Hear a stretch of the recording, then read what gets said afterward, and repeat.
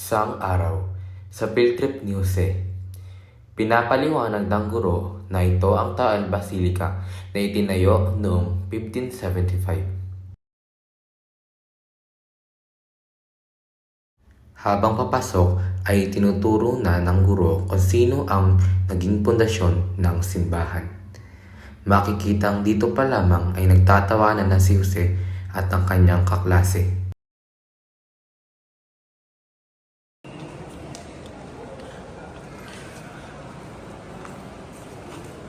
Kayong dalawa, di ba kayo magsasabihan? Alam niyo nasa simbahan tayo. Ikaw bata ka. Alam mo nasa simbahan tayo. Oh, ito. Kailangan ko ng kopya ng librong ito. Sir, kailan po pa sa... Bukas agad. Sir, di lang naman ako nag-iingay dun. Hindi, gawin mo yan. Sa kanilang tahanan. Ma, nakauwi na po ako. Hindi inaasahan ni Jose na makakatulog siya sa sobrang pagod.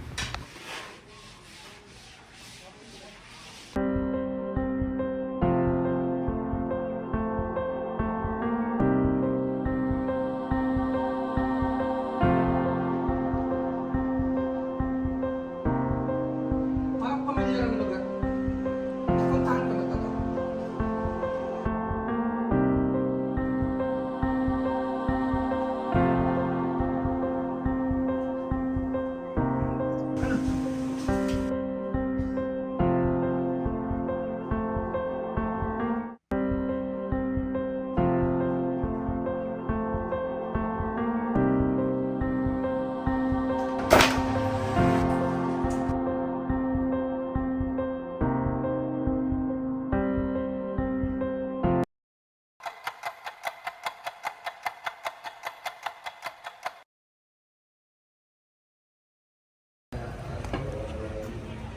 Maligayang pagbabalik, Ibarra. Nagagala ko yung muling makita. Kapag dyan. Walang gagalpin na ba? Halina't hitay ng mapanaon sa taas.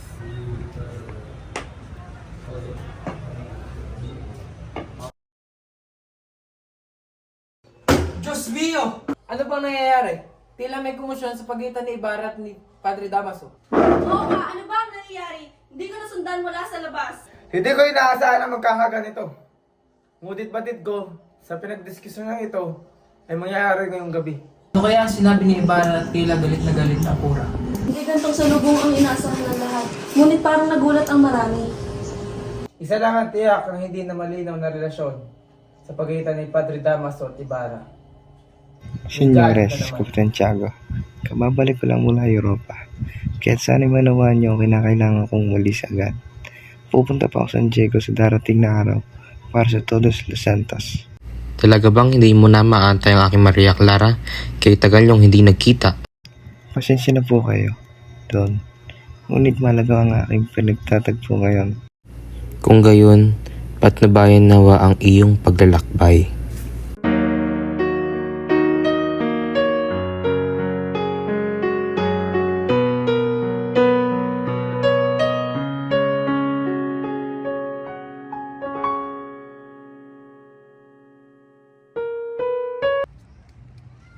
Tingnan mo nga naman, lumaki na ang kanyang ulo. Bakit mo ba kasi pinayagan siya pumasok sa Europa? Wala na siyang gala.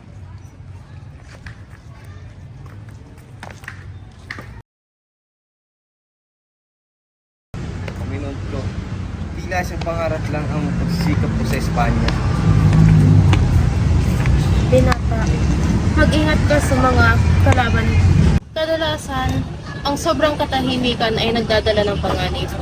Hanggang sa huling sandali ng kanyang buhay, hindi naakala ng iyong ama na meron pa na siyang mga kaaway na nagtatago. Ngayon ko lang naunawaan kung bakit nag-aalang ang si Kapitan Tiago na sabihin sa akin kung ano rin nangyayari sa akin naman. Ba't siya nakulong? Anong ba kasalanan niya? Ang pagiging pinakamayaman sa San Diego ay nakakasalanan. Pero huwag kang mag-alala. Ang pagiging bilanggo sa bansang ito ay katulad na ng pagiging bayani.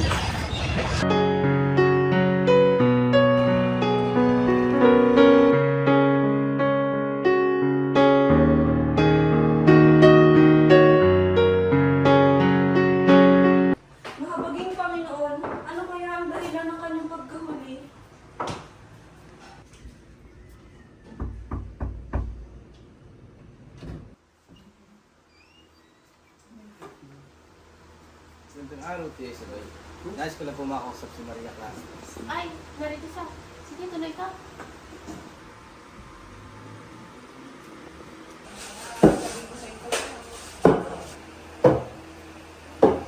Kumaesta si Bara. Mabuti na panalo ka sa aming plakadas. Magandang araw, Kapitán Tiago. Nais ko lang po makausap si Maria Clara. Abay sige. Clarita! Isabel, tawagin mo siya sa kanyang kwarto. Malamang nag-aayos yun.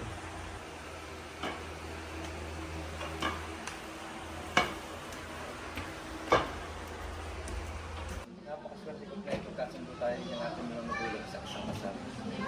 Kasi kung hindi na ako magtitipan ng isang kagaya. Napakatamis na yung bilang Kristiyan. Siguro, dahil dyan, nabihag mo ang mga babae sa iba't ibang bansa. Ako ganda mo iniiba sa iba. Iba ang ganda mo. Sinungaling ka. Hindi ko may iwasan na isipin na hindi ka tumitingin sa iba. Ngunit, paalam ay minamahal. Tawad mo. Kabayan ka nawa nung may kapal, Ibarra. Paalam. Clarita? Oo, mukhang nababagabag ka. Kung nababagabag ka, tilos ka ng pandila. Kisan Roca at Kisan Rafael. Paniguradong paggagabayan nila ang paglalakad ng iba.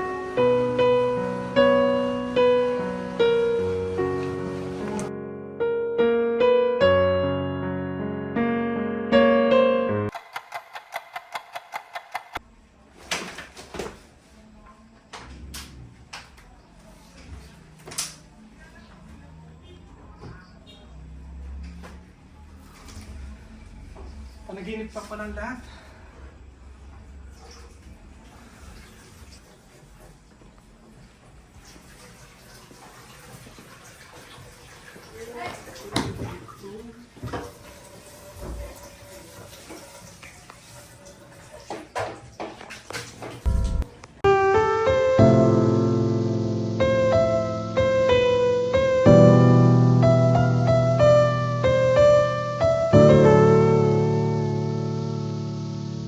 Ako si Padre Salvi, isang praile. Naging kahalili ako ni Padre Damaso matapos na siya ay alisin sa pagiging kura ng bayan ng San Diego. Ako ay payat, maputla, tahimik at mukhang sakitin. Ako ay tuso at mapangkapanggap. Ako rin ay nagkaroon ng lihim na pagtingin kay Maria Clara. Naman si Padre Damaso, isang Pransiskano napalipat ng ibang parokya matapos maglingkod ng matagal na panahon sa San Diego, at ako ang tunay na ama ni Maria Clara. I am Isabel Alta, aunt and primary caretaker of Maria Clara, and cousin of Capitan Tiago, head housekeeper of the De Los Santos homestead. Ako naman si Kapitan Tiago. Ako ang pinakamayaman sa Binundok. At ako ang ama-amahan ni Maria Clara at asawa ni Pia Alba. Kaibigan ko si Don Rafael Ibarra.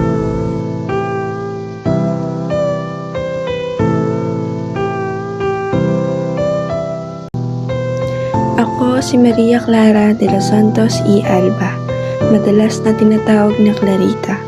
Nag-iisang anak ni Doña Pia Alba at Kapitan Tiago. Ako ay may katangiang mahinhin, maganda, masunurin at mapagmahal. Ako ang babaeng sinisinta ng Maginoong si Crisostomo Ibarra na aking kababata. Siya rin ang aking tinatangi at kami tunay na nag-iibigan. Ako si Jose, isa akong masipag at mabait na anak na minsay may pagkakulitos. Ngunit ako ang napili upang buksan muli ang kwento ng librong Noli Me Tangere. Ako si Crisostomo Ibarra, pinatang anak ng pinakamayaman sa San Diego na si Don Rafael Ibarra. Ako ay nag-aalis sa Europa at bumalik sa San Diego, dala ang pangarap at pag-ibig sa tinubuong bayan. At iniibig ko si Maria Clara na aking sinta, at siya lang ang pinakamagandang babae sa aking mga mata.